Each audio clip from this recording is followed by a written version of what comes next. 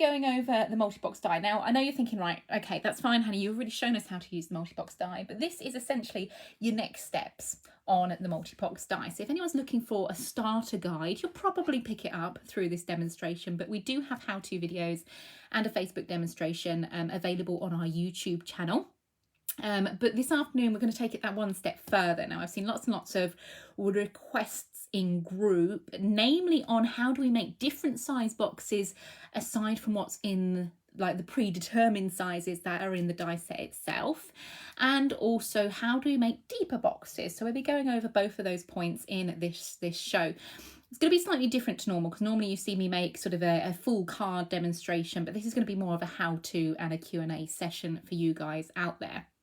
If you're not familiar, I can only apologise. My words are not working today. I'm very, very sorry. Hopefully we'll get through this demonstration and you guys will have some idea of how to put these boxes together. But anyway, we shall continue.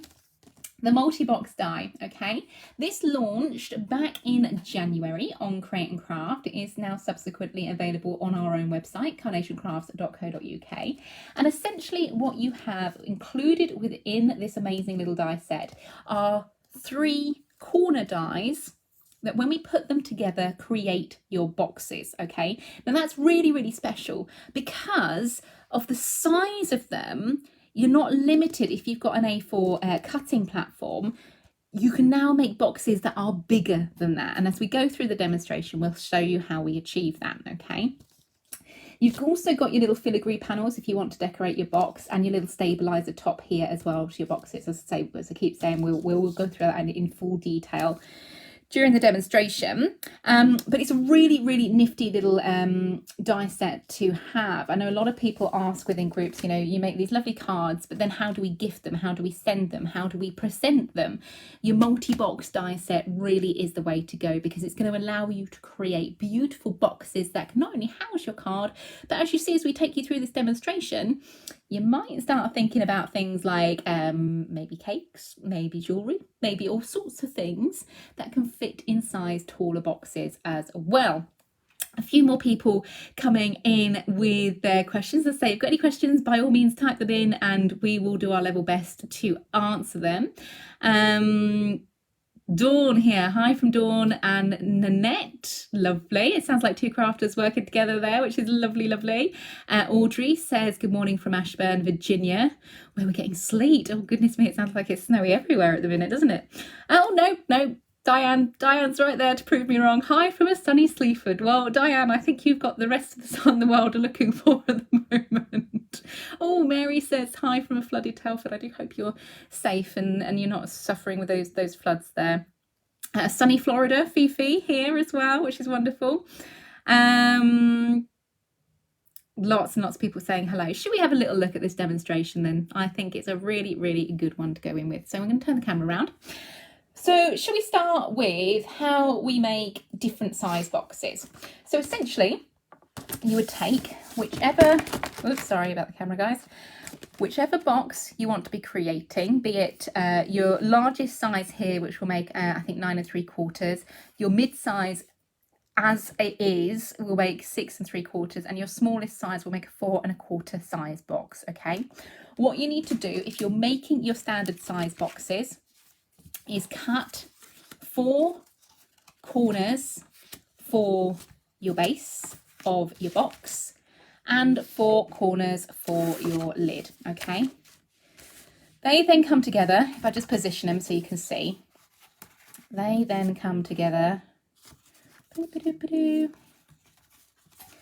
like so, it's hard when they're not all scored out. I'm trying to do it the non-scored sizes, like so, like so, and that will essentially, in essence, create your box, okay? As I said, I will put the links up to the standard how-to videos, okay? When you are cutting your boxes, because this is a construction, what I would always recommend is work with the 350 GSM Perfect Smooth cardstock.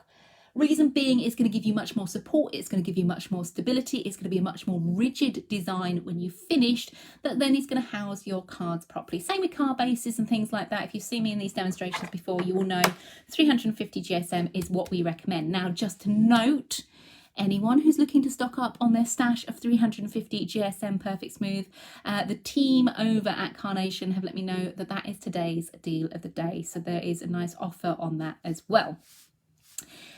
Now, that's all very well and good, and what we're working with is that mid-size box. Okay, so this would in essence create a 6 3/4 inch box. Now that's fine, right? What if you wanted to make a 7x7 card? Yeah, and you wanted to then house that in a box, but you didn't want to use the biggest size, which would be 9 3/4, because then it's going to be way too big for your 7x7. That is really easy to achieve. Okay, you're going to do exactly the same. You're going to cut your 4 corners, 1, 2, 3, and 4 for your lid, and then again 4 for your base. For your base, now this is really, really key when it comes to make your boxes, and I'll show you on the die itself. Each one of the sizes, be it the big, the medium, or the small, has this little embossed line on one side of your corner. Okay, when you cut your base, you want to trim your corners at that embossed line.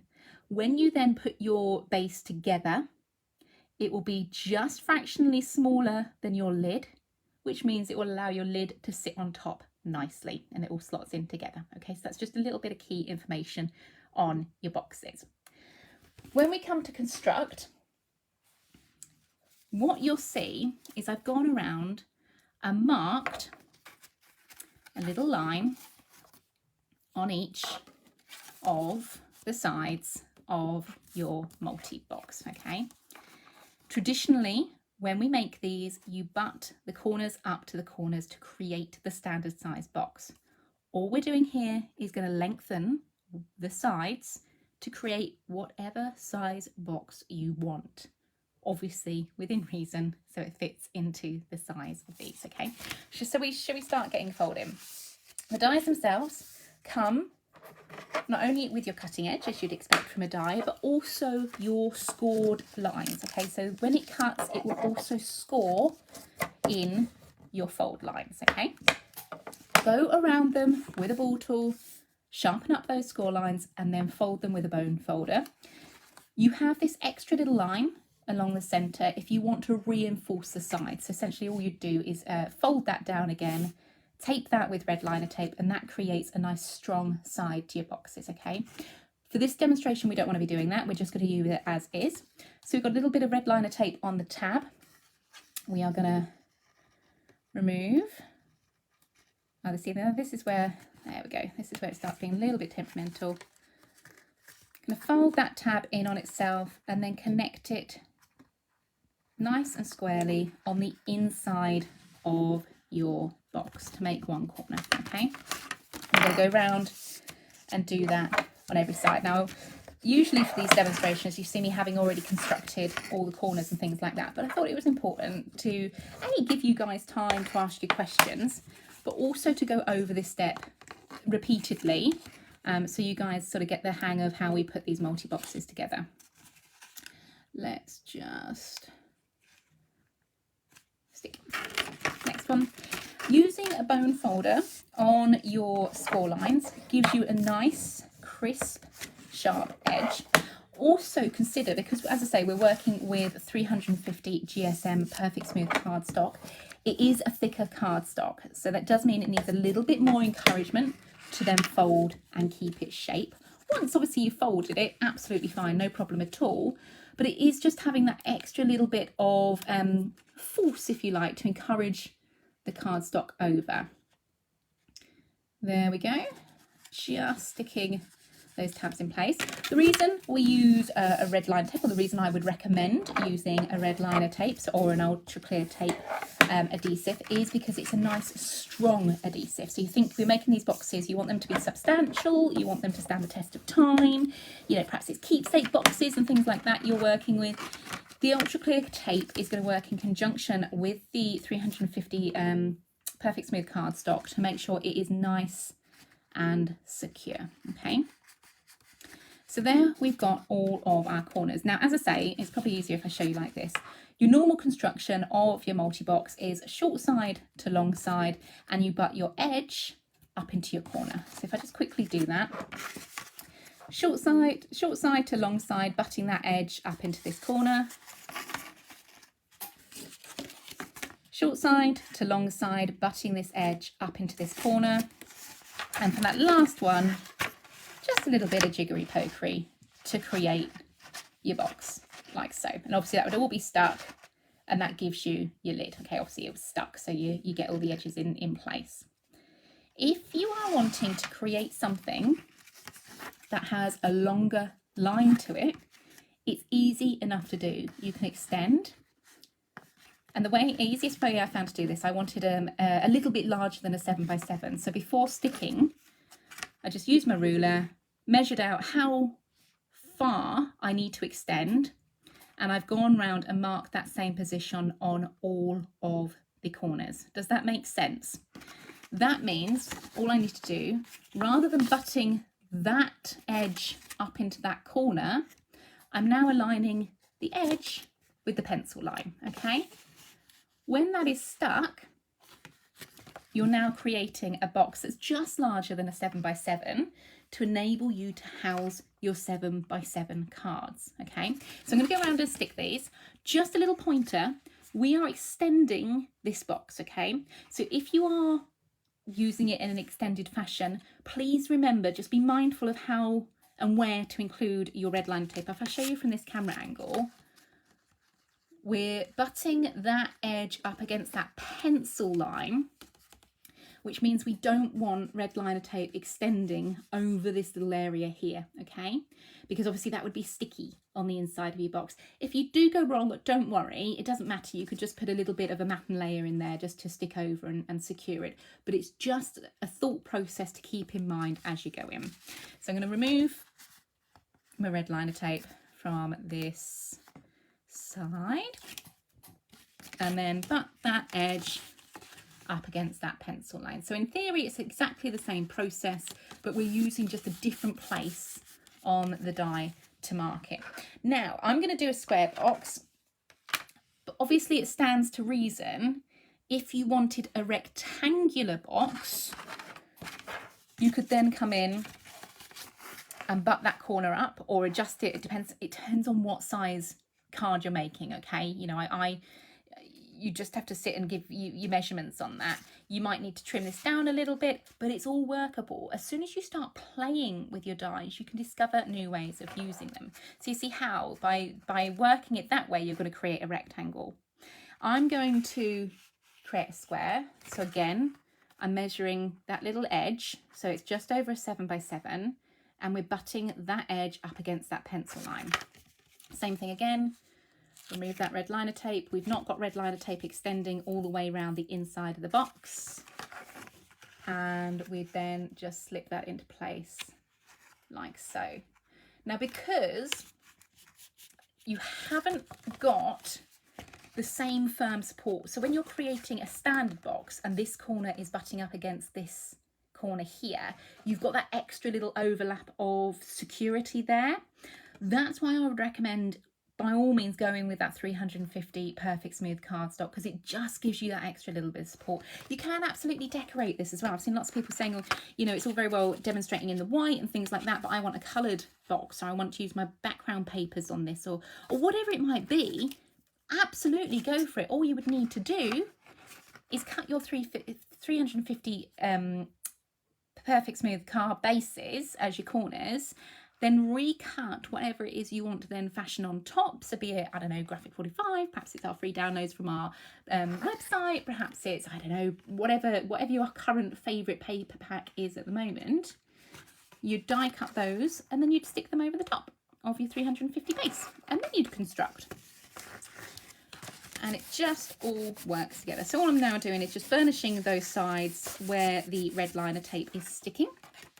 And for that last little side, just twisting that in, and that will automatically fall into the same orientation, into that same place where that pencil line is, burnishing that down to give us a box base for our 300 and I don't even know what size that would be. Box base for our 7x7 cards. You do have the little supporting dies as well to cover up that little hole, bearing in mind if you're going to go over and extend this further, you can then cut the larger size squares within the pack. And we'll just show you, get the 3 sizes, the small, medium and the large. Obviously, if you're then creating something that is much more oversized, you would then use the large just to cover up that little square to the center as well. So I'm just going to do that. Again, using my red liner tape, again, having cut this from 350. Let me just stick that in place, like so. I'm going to turn it over and just burnish that down. Elaine says, hi Hannah, I woke up to snow this morning, so staying in this afternoon in the warm, looking forward to the demo. Yeah, I think the warm is the best place to be with this, isn't it? You see here, I've overlapped the red liner tape slightly. For the purpose of demonstration, I'm not going to do it, but you can obviously cut a second little square and have that on the inside as further support as well. With your, which one's this? Bases and your lids. One of them's trimmed, one of them's not. There we go. So the lid I constructed earlier. You do exactly the same. Okay, so repeat that process exactly the same way, measuring exactly the same, taking it from the edge that you've trimmed. So the edge that you are cutting down with, that has that little embossed line. It's this edge you're measuring from and in to create the different depths of boxes there. Just going to finish with another little square on top. Sheila says, where did you get the bone thingy for doing the folds? Bone folders are readily available on the internet, Sheila. I think mine was from the same place that is named after a rainforest. I wouldn't even know the name of it. I've had it years and years and years and years. Dawn says, when I folded the sides over so my box wasn't so deep, my lid and base didn't fit very well. What did I do wrong? Dawn, did you remember when it came to your creating your base to trim the corners down? Remember, that's really key. That little extra edge that you're taking off to create the base means your base will sit inside your lid. You could also maybe have not burnished the sides well enough, so you get like a little bit of a chunky corner, which could interfere when you're trying to put the lid on. So it's worth looking at that as well. Elaine says, thank you for pointing out the deal of the day and multi-order place. It is the time to stock up, isn't it, when we've got multiple deals on. So there you go. That gives you an overview. That's created a I keep saying it's not a 7x7, it's slightly over a 7x7, because obviously you want to be able to get your finger in to get the card out, and you want the card to sit in there as a 7x7, but it would house a 7x7 card blank. Hopefully that makes sense. As I say, all we've done is measured that extra little bit and spaced those accordingly to give us a larger size box. Okay, do message in, let me know if that makes sense or if it's something you're going to be giving a try. The next demonstration, got lots of little bits here again, is how we create a box, but this time around we want a box with sides. We want something a little bit deeper. Let me just grab a sip of water. Thank you guys. Let's have a little scroll back, make sure I'm not missing any questions. Oh, there we go. Look, Sam, here in a sunny Newcastle, I've even managed to get some washing out on the line. Do you know, there's nothing better than line-dried bed sheets, is there? And things. It's just fantastic. Sheila said, I just want to know how to create an oblong box. Can you with this set? Sheila, I'm not sure when that message came in. We did literally just go through that on where you're spacing it. Let me put these together and I'll show you again on this in case you missed it there. As I say, sometimes the comments get a little bit muddled, things like that. I don't want to miss anything when you guys are tuning in for the demos. Fifi says, I love that die, it's so easy to use. Yeah, it's fab, isn't it? Okay, so this time around, we're going to be creating a box with sides, okay? But what I will do for you is quickly go over rather the square and oblong again, just in case anyone missed that. So once again, I've already created my lid, so I've not trimmed that one down. These are for my base, so we've taken the smaller little corner here, cut it 4 times for my lid, 4 times for my base, but for my base I've trimmed each one of the corners along the embossed line on the die cut itself. Again, using 350 Perfect Smooth GSM, and just going along, I think I've already scored these, and constructing. Okay, so there's a couple of ways of doing this. I'm going to show you the way I personally found the easiest, but I will talk you through the other ways of doing it as well. So you've got options on how you can construct these. And it also does depend on how you want to finish the box or how big you're making the box and all sorts of lovely things like that. So once again, all of your sides have been scored down with bone folder, and we're sticking this tab into place just like so. Oh, there's Dawn. She said, yes, I did trim the sides, but we'll burnish more next time. Thanks. Yeah, Dawn, it's just that little bit, because you're using 350 Perfect Smooth cardstock. So I'm trying to get that in focus. I'm not doing a blooming good job of it, am I? Because you've got a double layer there where the tab sticks on the inside. Sometimes if you haven't really burnished that nice and flat, it could interrupt with the little corners on the lid as well. So it's just worth keeping that in mind too. Once again, I'm not folding these down or double siding them to give them support. I'm using them just as is. Right, so a quick one on the what was I doing? Oblong rectangular box. So you want one that would be a long side, okay? So imagine we've stuck that there. You can then, so I'm just getting this around the right way. Go in, that's it. So it's the same principle, long side to short side, but on 2 of the sides, you would elongate it, okay? So it depends on how big you want to make it. Obviously, you'd have to measure that out, but you would have something a little bit like this, where you've got a longer on 2 sides, and then you're shorter on the one side. So you're going from a standard rectangle, and just by spacing where you stick, obviously it doesn't want to stay put because it's not stuck down, you can achieve different size boxes. Okay, so exactly the same demonstration that we've just done for the 7x7, where we're spacing them out according to what size card we're making. You're going from something that is a square, okay, elongating 2 sides like so. Does that make sense on how you would create a rectangular box rather than a square box? Do let me know in the comments as well. For this one, what we want to be doing is creating a taller side box, okay? As I say, as I keep saying, there are different ways of doing it. This is just my preferred way. You'll probably find easy ways and more simple ways for your style of crafting. But I like to make in parts, okay?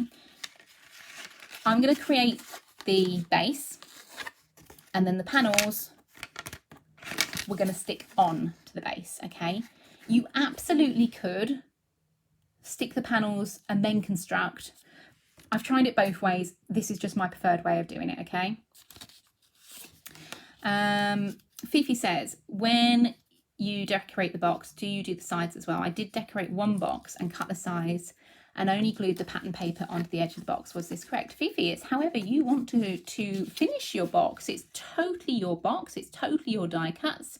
I've done boxes where I've literally just decorated the top, but I know I've seen the wonderful samples from the DT In fact, I might have some next to me that I can show you, where they've done a bit of both. So have a little play, have an experiment, see what you feel most comfortable with. Okay, so we're just going around. If ever we are struggling to get our red liner tape off, pokey tool is the answer. So we'll just poke that under the carrier sheet for the red liner tape. Come on, you. Speaking to it does help, I can assure you. And we're just creating a standard box here. So what we're doing is butting the edge up into the corner and sticking those together with red liner tape. Okay, all the way around, same thing. Sheila says, okay, got it. Thanks, Hannah. Also got my bone folder. Fantastic. Alison said, yeah, perfectly explained. Do you ever have those moments where you explain something and you think, I think I know what I'm explaining and I think it sounds all right in my head, and then you say it out loud and you're like, am I just making this like 10 times more complicated than what it needs to be? Hopefully that all made sense. Sometimes I do know I rabbit on a little bit, so apologies for that, guys. Okay, that one I didn't stick straight, so remember we're just going to butt that edge up into that corner, long side to short side, sticking with red liner tape and burnishing.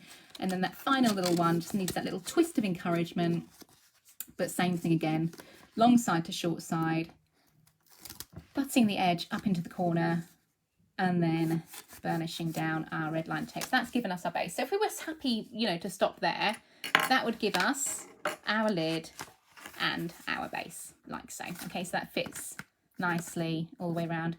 Red liner tape is the bane of my life.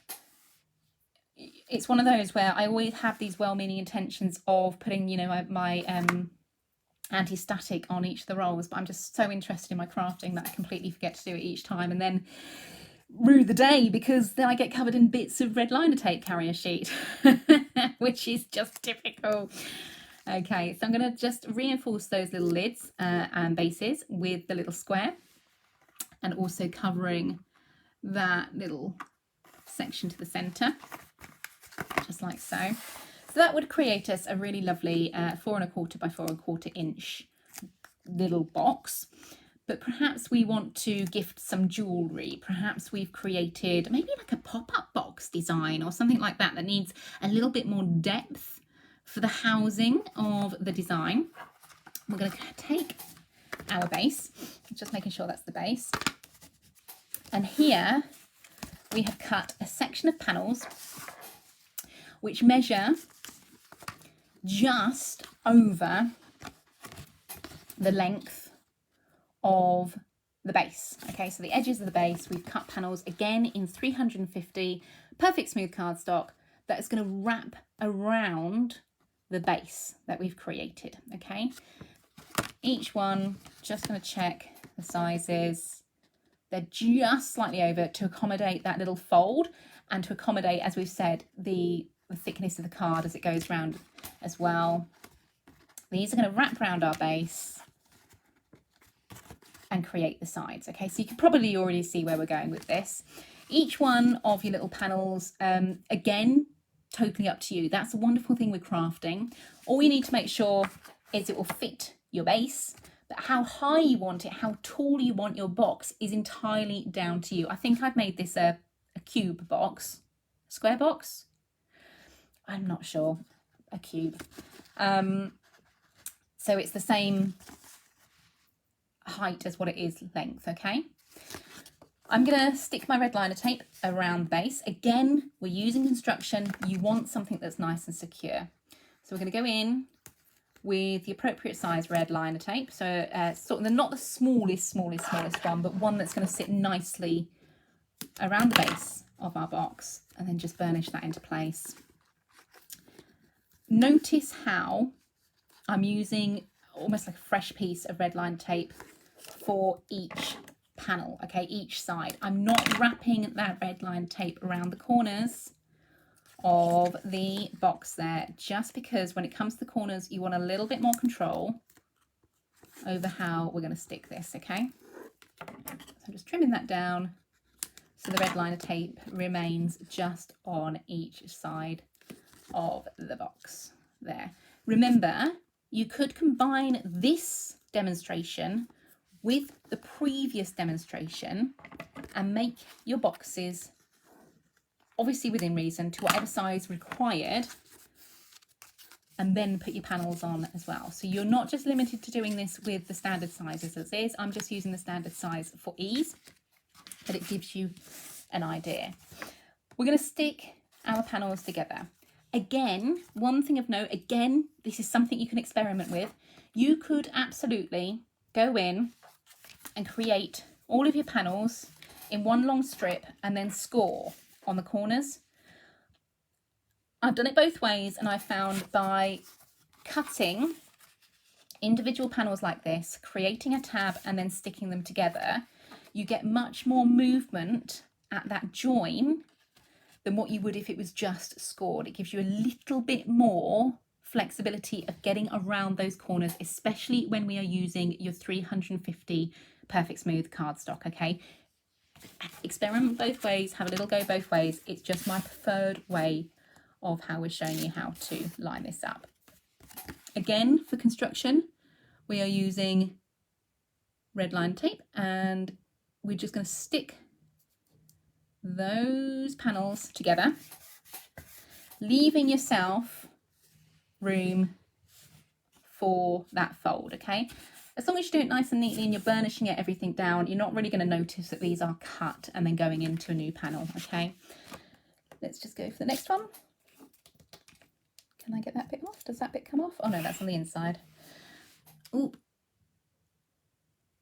And just taking the time to align top and bottom, each one of your sides, and then burnishing down like so. So kind of making a long caterpillar, if you like, of cardstock panels here. Just trim that down. Final panel goes in. And even with these score lines on the tabs, I've, used my bone folder on these to make sure they're nice and sharp. Dawn says, please can you do a demo on how to build the shed on Character and Charm USB? Thanks, Dawn. Yeah, absolutely. By all means, pop your requests for demos you'd like to see. In our group, Carnation Crafters, we've got a pinned post at the top of the page, which is Facebook Live requests. If you go on there and add your request onto that page, onto that post, sorry, as a comment, that keeps everything together in one place and gives us something to refer back to as well. Okay, now we're ready to start adding the sides to our box. So we're just gonna make sure we've got that in place, make sure we're happy with it before we remove the red liner tape and start sticking everything together. Sometimes red liner tape can be a little bit fiddly, but it's worth persevering with it. You might also find it is good to work on a flat surface, because you can then go in and butt the edge of the panel up against the edge of the box. For demonstration purposes, I'm going to do it obviously slightly different, because I can't get my head over the top because I get it in the way of the camera. But this just gives you a nice idea of how we're aiming, what we're doing, what we're going, okay? For this initial panel, don't burnish down this top side, okay? So this little edge here, don't burnish that down yet, okay? Only because we don't want to be in a position when we get all the way around that we can't then stick this tab underneath, okay? Because you want to be able to tuck that in afterwards. Elizabeth says, I've made a box from Carnation Crafts 350 and from another brand of 350. The Carnation Crafts 350 is much better, but but Carnation don't send to the US, so how can we purchase 350 from yourselves? Okay, Elizabeth, the team are working very hard behind the scenes to try and be able to send you the cardstocks and things. There are limitations on what we can ship out at the moment just because of costs involved in shipping it to US. Unfortunately, we have things like Brexit to thank and coronavirus to thank for that, so our apologies.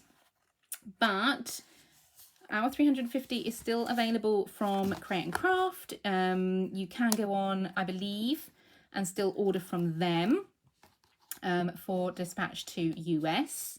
It might be a little bit different over the next couple of days and things whilst the channels are merging, so just bear with them. As soon as we have an update for you, we will obviously let you know. Oops, just getting rid of that. So we're just taking the time to go round. It's a little bit wonky, so do forgive me, but hopefully you're getting the idea of how we stick these panels down. So remember how we said don't burnish down this edge, this top edge where we started. That's because we want the ability to be able to come in and stick. Oh, I've gone well wonky with that, so I'm just going to bodge it a little bit, just encourage that fold round. So I think I mismeasured one of my panels, so apologies guys, I look like I've included the tab. A little bit of on the herb crafting there. So I've just encouraged that last flap round because my last flap was a little bit oversized. As you can see, a little bit of wonk there, but never mind. But that little opening there allows us to go in for that last tab, remove the red liner tape, and then stick that panel together as well, okay? Obviously, go round, make sure you've given it enough time to make your box a little bit neater than mine. But once you have encouraged that all the way around, oops, you will be able to then fit your lid on as well. Mine, as I say, mine's got a little bit astray because I can't sit with my head over the top and line it up properly. But it gives you an idea of how you would create a panel for each of your sides. Now, if I bring this one in, because I always have one that I've done earlier to make sure it does work. How about this one? So this one, I decided to have a little bit of fun and practice with. This one is made from the 9 3/4 box. Let me just turn that on its side so you can see the panel. I will bring you back into shot so you can see from the front. I mean, you can't really see from the front because it's such a big box, but you see how using the dies and the paneling system we've just demonstrated, you're creating this wonderful box. And this might be a birthday cake in here. This could be anything. It's really exciting, isn't it? A lovely, lovely big box. But all the way round, following that same technique, I'll show you on the bottom. You've got the die, multi-box die in place. We've gone round with the paneling, just been able to line it up because obviously I could get my head over it and make sure it was aligned properly. But isn't that fun? So you're going from smaller boxes right through to larger size panel boxes as well. Now, obviously, this is then yours to decorate. You could put your papers on here, your perfect papers, but I do the decorating on something this size after construction and then just follow that same technique all the way round. You'll notice with the lid, I fold down the edges of these to give it more security at the top. Obviously, this is a much larger size box, so you do get a little bit of wobble.